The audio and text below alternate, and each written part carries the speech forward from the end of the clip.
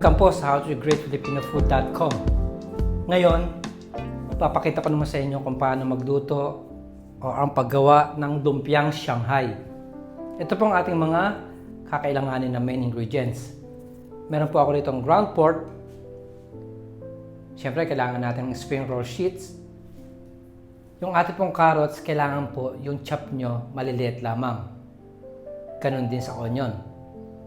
Kailangan din natin ng oyster sauce, chopped garlic, coriander leaves, spring onion, 2 pirasong itlog, sesame oil, cornstarch, paminta at asin. Napakadali lang po. Pagsasamahin po natin lahat ng ingredients, tapos po mag-start na tayong magbalot. Okay guys, tinransfer ko lang sa isang lalagyan yung ating ground pork. Pagsasama-samahin na po natin lahat ng ingredients. Kahit po naman hindi siya in order, dahil imimix naman natin siya. So nilagay ko na yung carrots. Lagyan na natin din yung onion.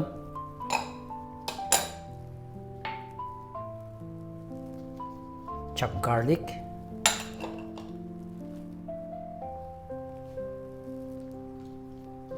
Spring onion. Fresh coriander leaves,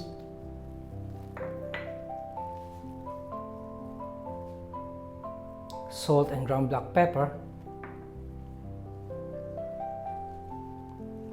mag-add na tayo ng sesame oil,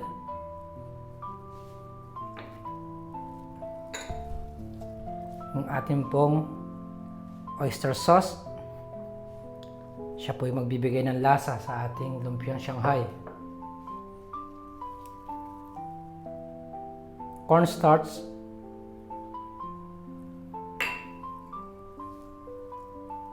at 2 pirasong itlog. So kailangan po haluin lang natin siya ng maigi. Kailangan makombine siya.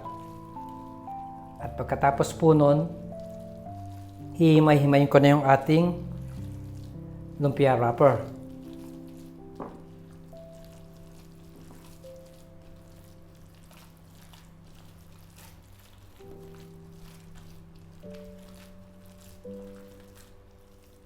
Okay guys, nag-i-start na po ako magbalot. Meron na po akong nagawa rito na ilan. So ang gagawin lang natin, ilalatag natin yung ating spring roll sheet. Tapos kuha tayo ng mga half tablespoon or kung gusto nyo po, depende sa sizes na gusto niyo kung malaki or maliit. Ilalatag lang natin siya na maayos. Tapos fold natin yung magkabilang dulo. Kukunin natin to at i-roll na natin siya. So, kumuha lang ako ng harina at tubig, minix ko lang siya. Siya po yung magsisilbi nating paste or pandikit.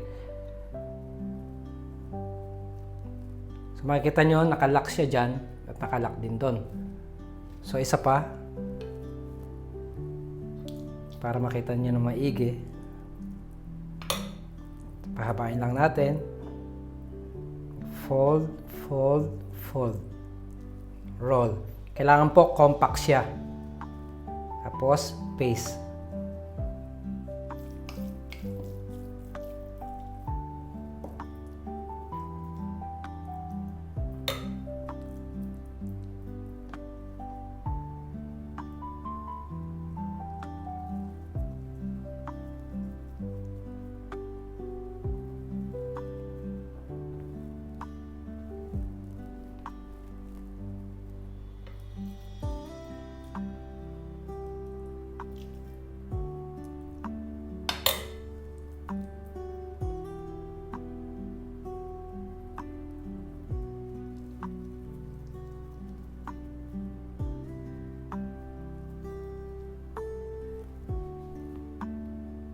Okay po, mag-start na po tayong mag-fry ng ating lumpiang Shanghai.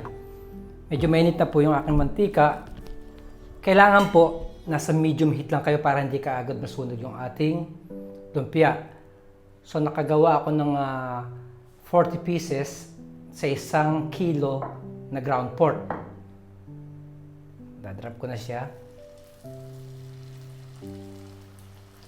So again, medyo malakas pa yung apoy, hihinaan ko uli. Kasi once na malakas na yung apoy, masusunog kaagad yung pambalot. Pero hindi pa luto yung loob.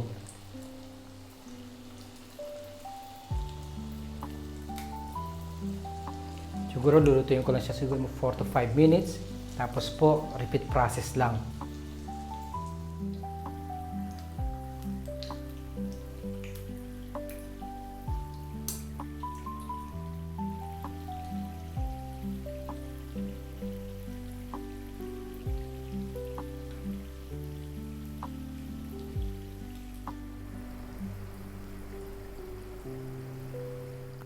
Ito na po ang ating finished product, ng napakasarap na lumpiang Shanghai.